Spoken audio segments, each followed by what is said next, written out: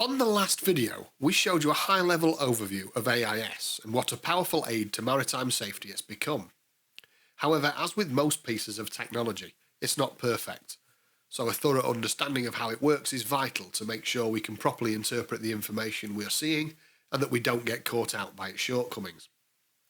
Remember, this is a tool that might be used by the skipper of a small boat to make navigational decisions, like when to cross a shipping lane as we did in the last video.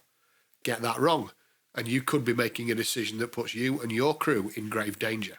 So let's get into it. As we said in the last video, AIS works by transmitting a vessel's position via text message. But the time interval between these text messages can be vital, especially if a vessel is changing course or is travelling at speed. A ship moving at 13 knots covers 1/4 mile in a minute, and if the AIS position messages were far enough apart, 1 minute a vessel will appear to be minding its own business, and the next minute it poses a significant collision risk. If you can't actually see the vessel because of restricted visibility, or because it's one of many ships in the distance, or indeed if the vessel changes course between transmissions, you might not have enough information to make a safe decision on what evasive action to take. Scary stuff.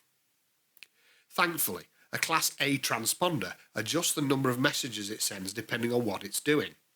When the vessel's moored, it only sends position messages every 3 minutes, and static data, such as its name and what cargo it's carrying, is only sent every 6 minutes. But that same ship travelling over 14 knots and changing direction sends out positional data every 2 seconds. When there are many ships transmitting their information in the same area, you're bound to get clashes, and the messages might not get picked up, which at speeds over 14 knots is back to being scary. The way around this is firstly by using 2 channels to transmit on, Marine VHF channel 87 and 88. On top of that, each transponder gets allocated its own time slot. Each slot is 26.66 milliseconds long, which doesn't sound very much, but it's actually plenty of time for the transponder to transmit its message. That means there are 2,250 slots available every minute on each channel, which gives a total of 4,500 time slots. And each transponder uses a clever system called Self-Organizing Time Division Multiple Access, or SOTDMA, to make sure none of its messages collide with the transmissions coming from other vessels. As a result, for Class A vessels at least, the system can cope even in the busiest ports and shipping lanes in the world. Originally, a Class A transponder was installed on any vessel that could carry over 12 passengers or was over 300 gross registered tons.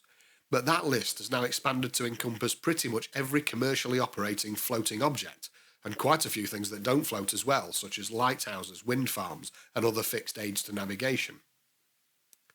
Privately owned leisure vessels, on the other hand, are not under any obligation to fit AIS of any kind, but if your boating takes you anywhere near commercial shipping, then in my opinion you should at least fit a receiver to work with your plotter. But if you're regularly going out crossing shipping routes, and if you ever sail during the hours of darkness, or have even the slightest chance of getting caught in mist or fog, or even heavy rain that might reduce visibility, then you should really fit a transponder. Class A systems cost thousands, but there is a Class B system that's designed for smaller leisure boaters. It doesn't use the SOTDMA system, and it transmits much less frequently and at a lower power level, but as a result is much more affordable.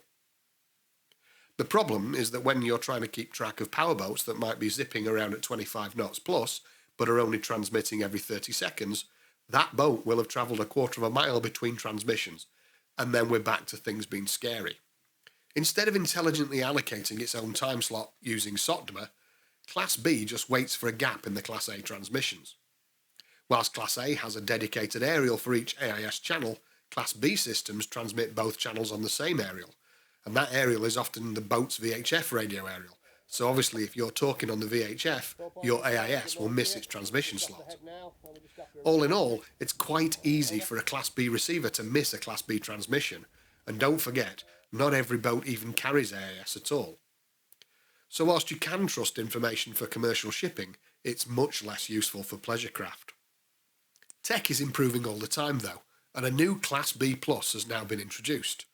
That has a 5-watt transmission and does use the SOTDMA timing allocation, and they're only a bit more expensive than the standard Class B.